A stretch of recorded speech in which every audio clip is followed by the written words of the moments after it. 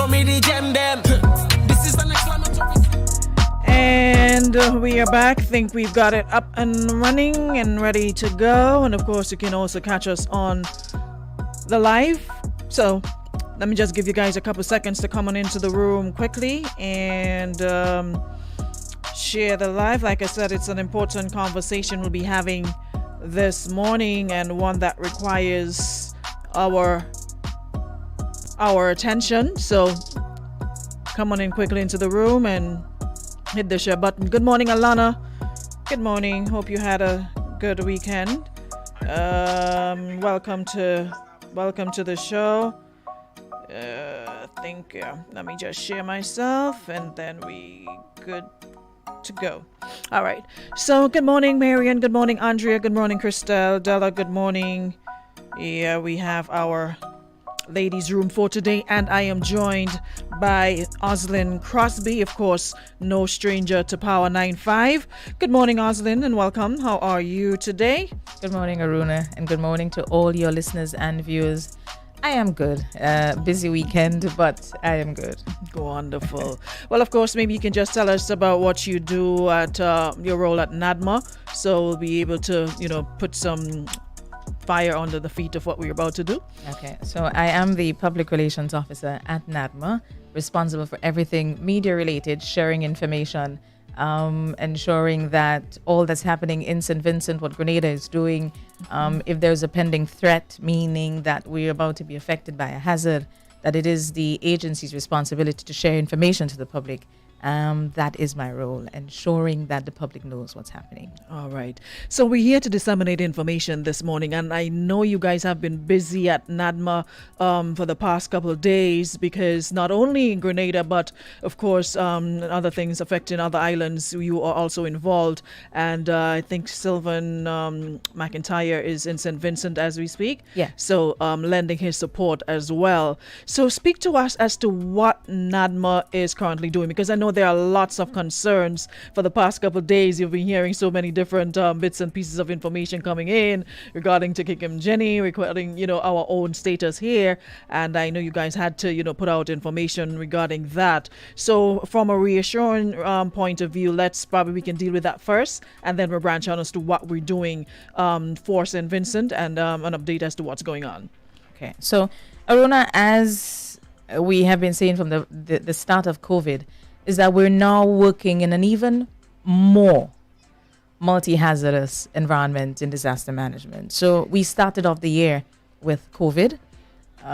Then we have, of course, just the normal hazards. We have the Saharan dust alert that we have out. And then now we have La Soufrière that become now an additional hazard.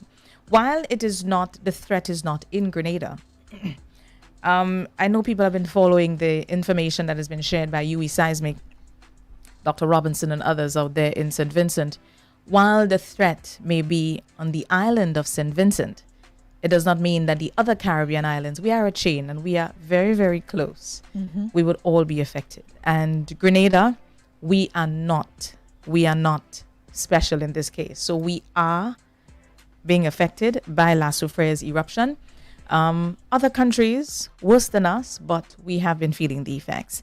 And in addition to that, because we are an island chain, we know that we would also have to assist our brothers and sisters out there in St. Vincent and the Grenadines. So that is what's happening. So we have COVID to deal with, now La Soufrière, and on the weekend. And I think another threat that I must speak to this morning, and I'm happy that we started there, is that of misinformation. And that is an even bigger threat than the natural ones that can affect us. Because sending off panic buttons in the public is never a good thing, as people would then respond, as you say, you're calling wolf when there isn't any wolf. We know that La Soufrière is erupting. We have seen all the images. We know that is what's happening. But for us calling on Kikim Jenny and also about the contamination of our water system all the things that are not happening, it is not helping what we are doing. That is not just that. It's bad enough to speak on it, but when you have people actually taking time to compose these things and put them out as blasts as if it's coming from the relevant authorities. Yeah. I've seen several, flyers, posters, what you may call it, saying, this is a situation, and then seeing fake news stamped on it. And they're accrediting it to the reputable organizations. I remember the commissioner making a comment, read that, was it something we had the last time when they had, the curfew, when we had the national address. Since we are so creative, then let us put it to better use. And I would repeat that line from him, because it is not helping us here. When you decide to quote this thing, the time that we have to use to then dispel misinformation is time that we can take to share more pertinent information with the public on how you can safeguard yourself. So we are asking people, please, our water system is fine. Our water system, there's nothing wrong with it. As the information, and that's the reason why all the people that are a part of of the WhatsApp group, NADMA's broadcast, all day you'll be getting information. The intention here, information empowers. When we give you information, then you know how to better deal with things, especially under these circumstances. When you don't have is when you should panic. And that's the reason why we're trying to share. But when you're sharing the misinformation, then it makes it harder for us to get real information out. So our water system is fine. As we did indicate in the advisory sent out by Met, that it's minute particles of ash that we are seeing in our area. And that is normal. Because while, yes, the wind direction may not be favorable for us to be affected on a big note in that of Barbados. Let's compare Barbados. But we will get minute particles of it. And the experts have been speaking to it. We are too close to not be affected. We know that we will get it. We know that we would like to have confirmation, and that is what we have been trying to do. But once we have to wait, because of course our experts at Met still have to be guided by the models and so on. They cannot speak on their own. So when they send it, as soon as it gets into my inbox, I would share as quickly as possible. But in the meantime, we would also share the information. Yesterday morning, I remember sharing information on what are some of the hazards of the ash and the people who have compromised respiratory illnesses, and so what you should do. And that is what we wanted to share. Put it up on your WhatsApp statuses. Put it up on your Facebook pages, on your page, and so share it to your family and friends, because this is important. You may not have immediate people that may be affected, but there's somebody in your village. And we know what respiratory challenges can mean. We have double particles in the air. We have the dust, and we also have the ash. What does this mean? You have a child with asthma. It means, therefore, that you're on alert. So we have the combination of two. We have the combination. And now we have the yes, ash. so we have both. According to the advisory that was issued by Met yesterday, we have minute particles of the ash, and we still also have a fair amount of dust in our air, and that is supposed to have been from yesterday and also today. So let us not let our guards down. Let us continue to guard against this. And in addition to that, because it is minute and still a fair amount, the Saharan dust is an annual episode. This happens every year. Our water system has never been compromised because of it. We have minute particles of the ash in our air. That is not enough to compromise our water system. In St. Vincent, it is a totally different situation. And if ever that happens, we will be alerted. We will be alerted. And that's the reason why when we sent out the advisory yesterday, NAWASA would have spoken to assuring the public that our water quality is not compromised. And also from health, what are the things that we should be doing to ensure that the people who are compromised, that you remain safe. So for those of you causing undue and unnecessary panic, please stop. All right? Because so many people messaging asking, is this true? Is this? Yes. And it takes the amount of time you have to take to respond to this. You could be doing something else. We can be doing a lot more. Information like what we're here to do this morning, you see? So we had to spend literally 5 minutes speaking about that, when we could use that 5 minutes to tell you what's happening in St. Vincent and how we can be a part of the process, as well as helping our brothers and sisters over there. So Oslyn, where are we now in terms of that? I know NADMA also put out a release on some immediate needs for the folks in St. Vincent, and I know also there are a number of other persons doing their own thing. It'll be nice for everyone to come together, but everybody have a right to do whatever they want to do to assist. But is NADMA steering in that direction for us to have joint efforts so as to make the process easier? Yes, we are. Yes, we are. As the agency coordinating everything that's happening, because we are working along with our sister agency, that's NEMO in St. Vincent and the Grenadines. So what they would do is, and that's the reason why last week Friday the press conference was held to outline what is our national response to this whole disaster up at in St. Vincent and the Grenadines. So what the appeal was for was basically a lot of water. And we spoke a while ago to the compromise system. And of course, there is no water in St. Vincent now. They have closed off their access to the source, which is the rivers that are all contaminated now with the ash. So it means that all they are working with are the reservoirs. It means that if you continue to keep that system open, that you would have a depleted pool, right? So your reservoir would go down with no hopes of replenishing its supply because you cannot go to the source. So it means that water is of dire need to St. Vincent and the Grenadines. A lot of water. And that's the reason why yesterday we had a ferry coming down from Canawan with some people who were trying to get out of St. Vincent to leave, go to the airport, so kind of in transit process there. And we did utilize the vessel to carry back up some water for them. And we must say, I want to say thank you to the people who answered that very short. It was a very, very small window, but people answered. We had water on the port yesterday and some other supplies to get up to St. Vincent as is needed. And you know, Aruna, we must always say that, people are always very welcome to help lend a hand. And we want you to continue to do so because there are other essential items that they do need. So there Tell us are about those. Yes, some of the other items that they do need. So water at the top of the list, water tanks, the 800 and the 1,000 gallons, buckets, folding cots, portable potties, blankets, field tents, field kitchens, sleeping mats, respiratory masks, reflective vest, caution tapes, hygiene kits, disinfectants, liquid soaps, and food. We did not have food on that list, but food is also needed. And at this stage, when we say food, we mean the dry goods. Okay. Dry goods. Canned Eventually, stuff. yes. So the canned stuff, you can do the cereals. And so because St. Vincent is not far away, the things that you know, and please ensure that the expiration dates are not very close by so that when we distribute, the people can utilize. Because whenever we do, we still have to go through and sort to the food because food is always complicated. We will get to the point where we may ask for more of the perishables, but we know that another arrangement would have to be made for something like this. I remember we would have done it for Dominica, but whenever we do, we will let you know when we would need those perishables to get up to St. Vincent. But for now, these are some of the items that they need. And a number of people have been calling from the time the release, even before we launched the appeal for the essential supplies. A number of people were calling, how can we assist? What do they need? How can I get things up to them? And that is what's happening now. So where can you drop off? And that has been the biggest question of the day because we did not include it. We did not include it in the release because we had to work on the logistics. All items will be dropped off from tomorrow morning, anytime after 8, down at the SSU camp, which is where our warehouse is. Okay. So Point Celine, down at the SSU camp, you will meet an officer at the front of the gate. After all, it is a military base. So you just let them know it's not far away. The warehouse is not far away from the gate, and you will be able to leave your supplies there, where we will be packing the container, and then we ship to St. Vincent. Okay.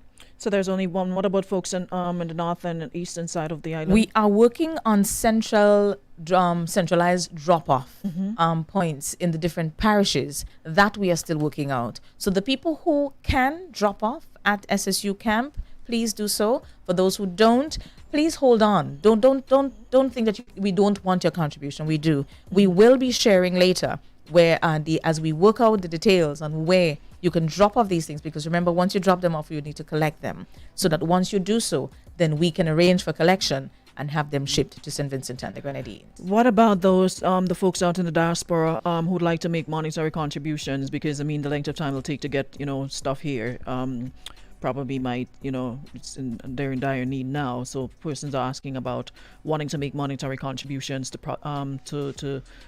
purchase some of the items that's needed. How can they do that? We will be activating the there's a disaster management account at Core Bank that we activate whenever we are doing these relief responses. Okay. We would have done it with Dominica. I remember we did it also after when we had BVI and the other islands up there affected. That account will be activated. It has never been deactivated, but we always need to make contact with the financial institution to ensure that you can make the deposits there. And normally what we do is we just send the money across to the island. So then they will be able to use it, of course, for the relief operations. It's not a case where we would go in and purchase this stuff. What we do is ensure that they get it so that they can continue to do their management of their really disaster and how they can continue to help people. So they will be able to do so. Because the reason I was asking, because I saw on one of the lives yesterday, they were saying that, there's shortage of stuff, so they don't need the money. Money's no use to them because there's no goods in the store. There's no water in the store to purchase the actual water. So getting it to them is what they Is need. what's important. Yeah, what's important. Okay. So with that being the case, once we reach out to NEMO and they instruct us accordingly, then of course through government we will be, because it is a government account, we will be able to go in and then purchase and of course ship off to St. Vincent and the Grenadines. Wonderful. All right, so folks just joining us, we're speaking with Oslyn Crosby from NADMA, and of course our conversation this morning is on how we can assist our friends and family, our neighbors in St. Vincent and the Grenadines, bearing in mind that when we experienced Hurricane Ivan, they were readily available to assist, and I think without a doubt it's our turn now to return the favor. All right, so any help you can give, monetary or otherwise, Oslyn would have given us a list of some of the items needed. We'll repeat it before we leave. Anyhow you can assist. 1 case of water, 1 bottle of water, doesn't matter, it's gonna add up, and we can definitely make a difference. All right, and we're not worrying about what else is doing. We're concentrating on what we are doing from our end. Right, it is a collective effort, and anywhere that we can assist, we can do so. Whether you're here or you're out to the diaspora, does not matter. There's some way, I'm sure, that you can contribute. Somebody saying yes, but money can go to an organization to purchase items. That is also true. So like we said, we're working closely with NEMO, so they will decide what's needed and how they're going to do what. All right, it's a collaborative effort. In terms of the window, what time frame are we looking at for collection? Is there a particular time in mind to collect these items to send off? As long as we collect, once it is enough to fill the container, then it will be sent off. So we will continue, and as long as the need exists, then the appeal will be there. When we have gotten to the point where it's the end of our relief operation, we would also indicate to the public. But as is now, since it is a natural hazard that you cannot put a timeline to, it is difficult to say that we will be going for a month or we'll be going for 2 months, and that has always been the concern. I know it was one of the questions that was asked last week at the press conference. How long will we be housing if we have to take an evacuees for?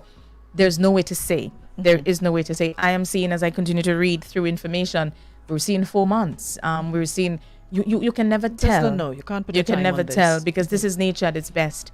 It would go on for as long. This is not a hurricane that would give us a couple hours and then it would move away. This one is something that's embedded in the island. It's there, and it will do what it needs to do in this episode, and again whenever it needs to do so. So we continue to do what we can as the list comes from NEMO as to what people need, especially those in the shelters.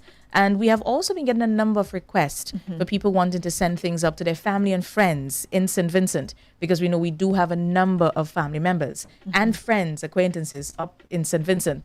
What I will say now, and it has been a frequently asked question, we are not doing any personal items, not yet, unless we get that green light from NEMO. Because whenever we get into personal items, it then complicates everything. So it means, therefore, that you would need to have enough manpower on the ground to ensure that this is coming for Aruna, and I know who Aruna is, and that Aruna gets the package, or else you know what will be happening. Then that person will, I did not get it, and then they would call, and then you would have confusion in this whole relief process. So as you have is to now, single-handedly find that person, and it is a national response. So everything that we collect now will be going straight to NEMO, and NEMO will distribute to the shelters and the people in need as they see. The domestic distribution is handled by NEMO. Well, like you said, Mr. McIntyre is also over there. Yes. What's the word on the ground for him? Mr. McIntyre is over there, assisting with coordination and training. Right now, it is very hectic. It's even hard to find him now, because I remember when you send him a message and it takes days before you get it delivered, before he can respond. But whenever he does, then he would respond to us. It is an evolving situation.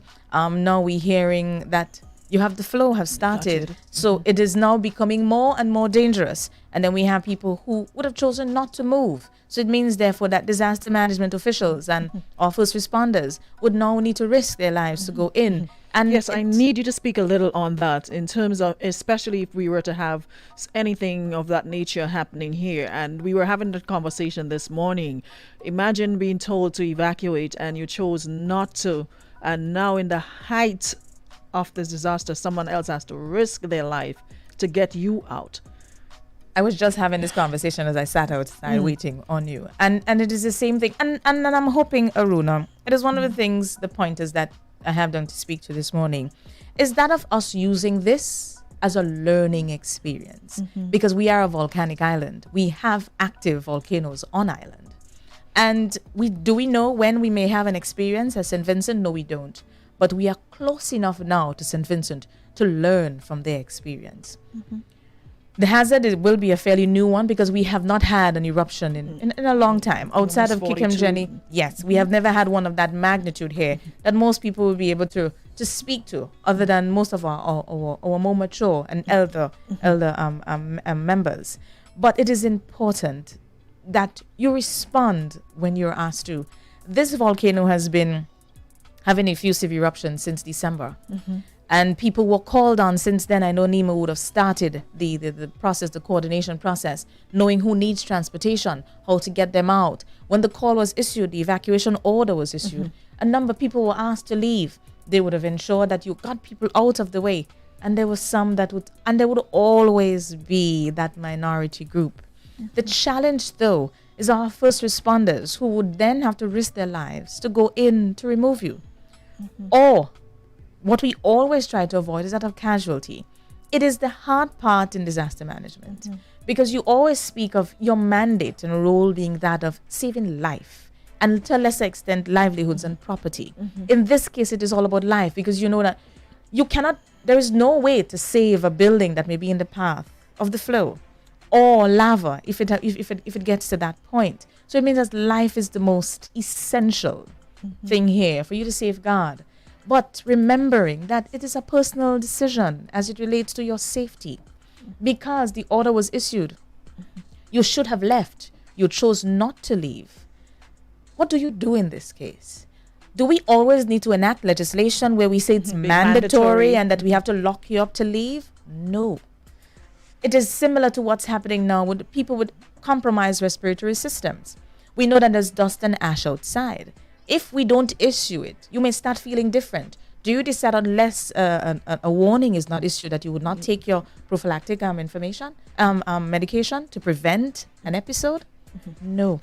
Safety is an individual's responsibility, and that will never change. We will not see a big a ditch there and decide to jump down in it and not expect your feet to be broken. And when it is, then you would blame everybody else. Why is the ditch there? Why is the ditch there? And why didn't they block it up? There will just be many, many questions.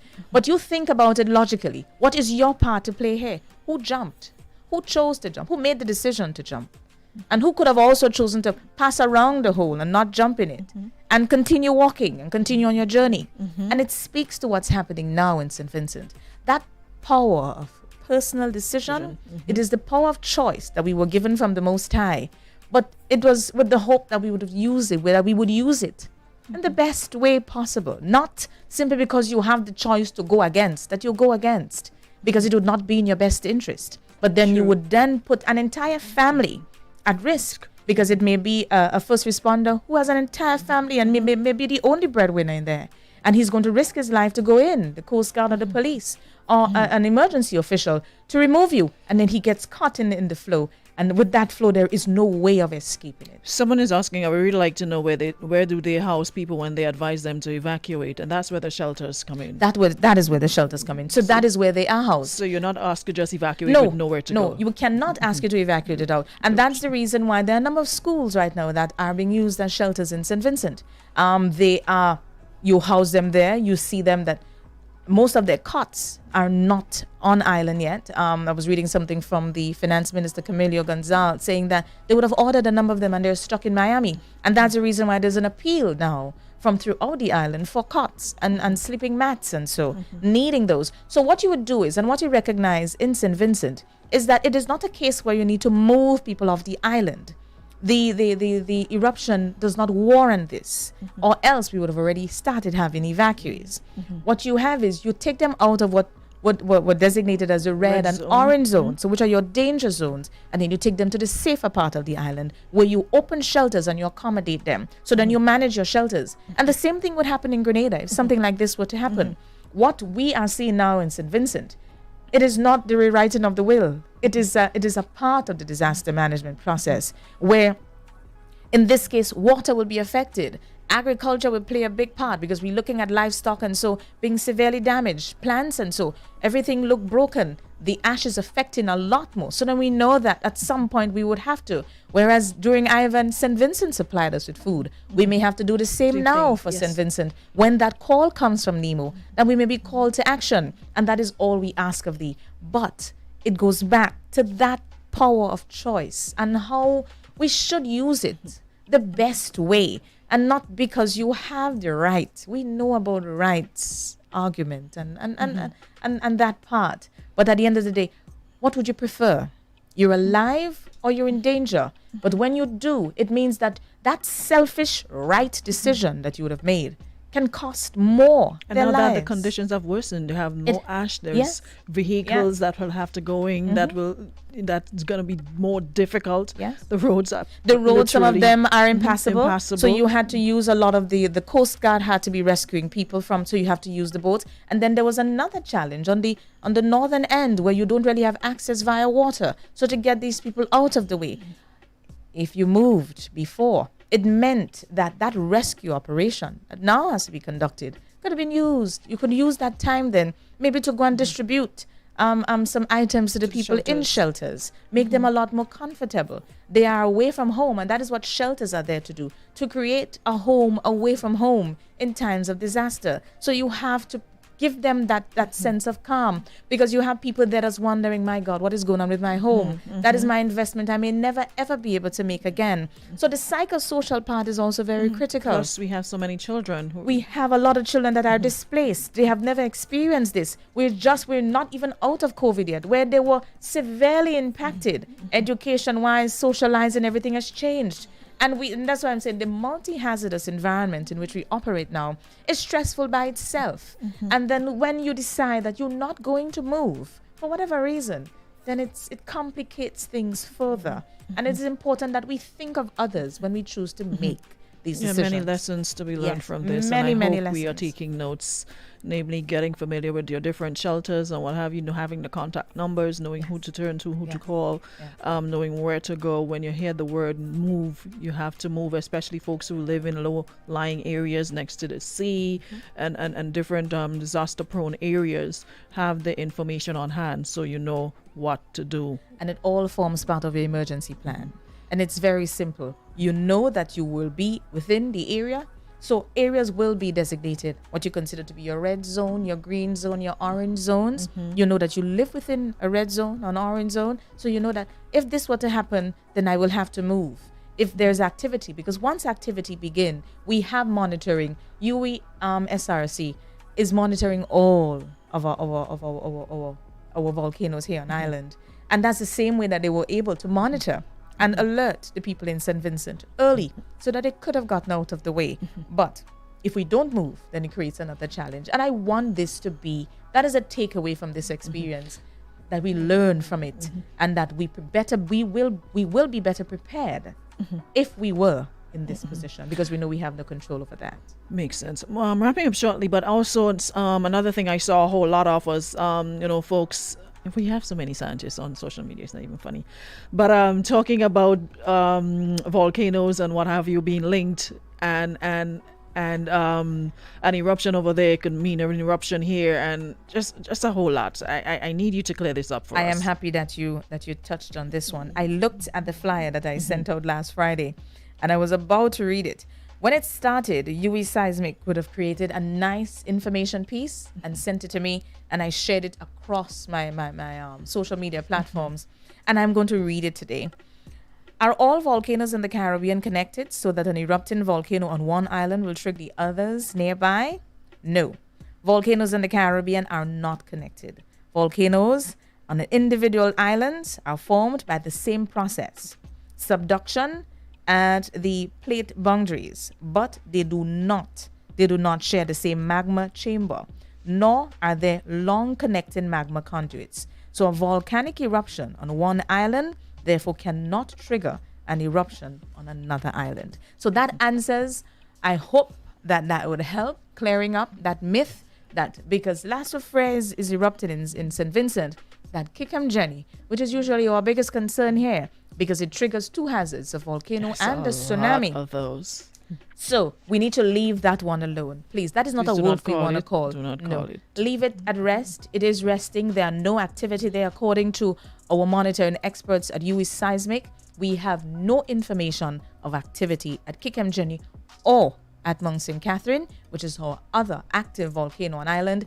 All we are doing now is ensuring that we can assist St. Vincent and the Grenadines. It is more a relief. It is more a relief drive for us, ensuring that if they need to evacuate people of the island, that we can bring them here, and of course ensure that Grenada's COVID status is that we can maintain that. And that is the reason why we continue to stress so much on ensuring that the protocols are established and that people cannot just leave St. Vincent and come down to Grenada. I know a lot of people want to extract their families from the area, but it does not happen like that. You would need to go through NEMO, have that conversation, because we would need to know who's coming and when they are coming, because we would Protocols need have to to be in call out all who needs to be out to ensure that the screening process happens, that it's effective. Because I think we love the freedom that we have here. And in order for us to maintain it, it means that we have to continue to maintain that protocol that we have. We worked so hard for the year plus. We cannot go back on the gains. And we know that we have a responsibility to protect our people. Makes a whole lot of sense. All right, we're getting ready to go. Before we do, again, remember, we are calling to action. We're calling for your help. So Oslyn probably can tell us the requests, what's needed, urgently needed in St. Vincent right now, and where folks can drop off. So our list, a lot of water, lots and lots of water. We need that. Also water tanks, the 800 and 1,000 gallons, buckets, folding cots, portable potties, blankets, field tents, field kitchens, sleeping mats, respiratory masks, reflective vests, caution tapes, hygiene kits, disinfectants, liquid soaps, and also food. And remember, we're talking dry goods here. When we are ready for the perishables, we will alert you. But for now, dry goods, and ensuring then that we can get it up to St. Vincent and the Grenadines. Our drop-off point will be open tomorrow, the main one, and that's the first one. We are working on the logistics for the parish level drop-off points. So our drop-off point from tomorrow, anytime after 8, is the SSU camp down at Point Salines, where we have our warehouse. There will be an officer there to receive the items that you will be dropping off. And the contact number, and of course you'll get back to us regarding the account number and stuff like Yes, that. we will be sharing the account number when we activate that account at Corp Bank, where you can do your deposits there if you have financial contributions to make, and also that of the number, so you can call NADMA on 440-8390, 8391 and 8392. You can also reach me on cell phone number 5330766, or you can also reach Mr. Peters on 405-5046. And there are other people within the NADMA construct that you may have a contact for, that you may also want to call if you do have a contact for them, and they would get the message to us. But your drop-off point is at SSU Camp down at Point Salines. Anytime after 8 tomorrow, Tuesday, is when we start collection. So you can start putting your stuff together. You may need to coordinate with some family and friends over there. But remember, we are not accepting any personal items, not yet. We are doing national response. Everything that is collected will be going to NEMO, who will be doing the domestic distribution. All right. So, Oslyn, thank you so much. We definitely will be touching base with you again as time progresses. So, give us updates as to where we are and how the collection is going and any changes along the way. We'll be more than happy to disseminate that information. So, keep in touch and let us know what is going on. And as always, fantastic job. Thank you so much, and keep us posted. I will. Thank you so much for facilitating and always sharing. Always great. And that's about it for our program this morning. We will be back tomorrow morning, same time, same place for another show. Thank you so much to all who came on, and thanks so much for contributing as well as sharing. Chemo, that information will be forthcoming as soon as they sort that out, the drop-off points in each parish. We will have that information. Soon as we do, we will disseminate it, all right? Because it might be a bit of an inconvenience to leave St. Patrick to come down to the south of the island to drop off. So if you can, by all means do. But if you can't, we don't understand. That information will be forthcoming. So you guys stay in touch, and we'll let you know as soon as. All right. But like we said, any little helps, any way you can contribute, please do so. Our friends, family out in the diaspora who wants to help, thank you so much. All right. Remember, it's each one help one. We never know what's going to happen and who we may need at that point in time. They need us now, so let's do our part any little way you can. I know it's tough times for everybody, but any way we can, please, let's do that. So, see you again tomorrow, same time for another show. Compliments our friends at Beacon Insurance and Western Union.